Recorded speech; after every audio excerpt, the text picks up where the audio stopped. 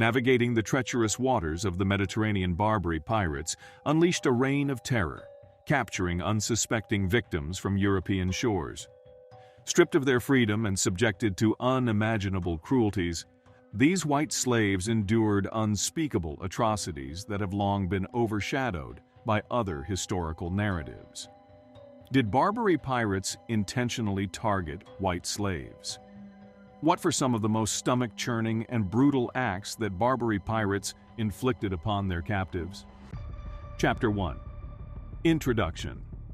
The Barbary pirates' trade, prevalent from the 16th to 19th centuries in North African coastal regions, targeted therapy, ships and coastal settlements, plundering riches and enslaving captives.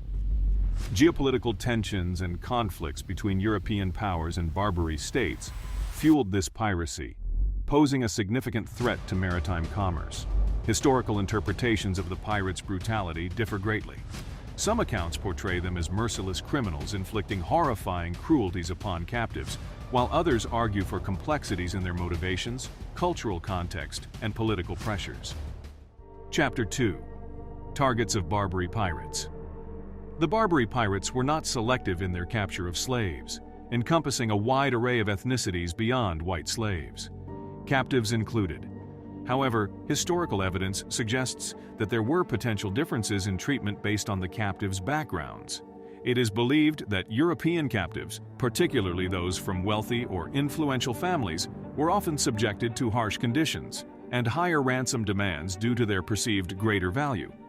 However, slaves from mid-African or Middle Eastern regions, though still experiencing immense suffering, might have faced different treatment or opportunities within the Barbary society. Chapter 3. The Reign of Terror. Behold the power of Barbary pirates. The mere mention of these fierce marauders struck fear into the hearts of Europeans. Their coastal raids were unparalleled, driving the construction of defensive forts and the rise of mighty European navies. Legends of their plundering prowess spread like wildfire, as coastal towns and merchant ships fell victim to their swift and well-armed fleets. Historical writings recount tales of overwhelmed shores as raid after raid left Europe in their wake. One infamous incident in 1625 saw 60 souls snatched into slavery from Cornwall's coast. From Baltimore, Ireland to Algiers, the pirate attacks knew no bounds. With some 200 pirates descending upon Baltimore, 107 Irish natives were captured and taken to distant shores. By 1640, the scale of their actions was undeniable, with thousands of English people held captive in Algiers. The British Parliament fought back, creating the Committee for Algiers and rallying charities and fishing communities to liberate their captured brethren. Yet the pirates' power was relentless, sowing terror and crippling the English fishing industry by 1650. The Barbary pirates' reign of terror weighed heavily on English fishermen, torn between the sea and the safety of their vulnerable families ashore. Chapter 4. The Fate of Slaves. Once captured by the Barbary corsairs, slaves faced a bleak fate.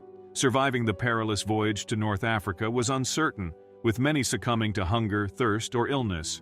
At the slave market, they endured inspection and auction, enduring deprivation and abuse in captivity. Survivors recounted stories of meager rations, beatings, and inhumane treatment. Male slaves faced heavy labor, while women endured household chores and sexual servitude. Night brought confinement to overcrowded prisons known as bagnios. Some faced an even harsher fate as rowers in Barbary pirate galleys shackled for life and forced to eat, sleep, and perform bodily functions at the oars. Disobedience led to brutal lashings. The impact of the Barbary slave trade reached beyond its time, even touching literature. Miguel de Cervantes, the author of Don Quixote, experienced captivity at their hands. The legacy of this trade reminds us of human cruelty and the resilience of those who suffered its horrors. Final chapter. The Barbary slave trade operated alongside the Atlantic slave trade during the 16th to 19th centuries, but it is often overlooked. It was an arm of the Ottoman Empire during a time of warring empires vying for supremacy.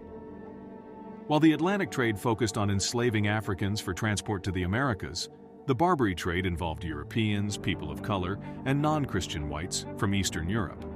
Despite both trades involving extreme exploitation and sexual slavery, the outcomes differed greatly. Slaves in the Barbary trade had some chance of social mobility within the Ottoman Empire, while the Atlantic trade offered no such opportunities, perpetuating trauma for generations. Negative stereotypes from this era still influence European perceptions of North Africa and the Muslim world. Do you think historical stereotypes still influence cultural attitudes and global politics today? Leave your answers in the comments, like this video, and do subscribe.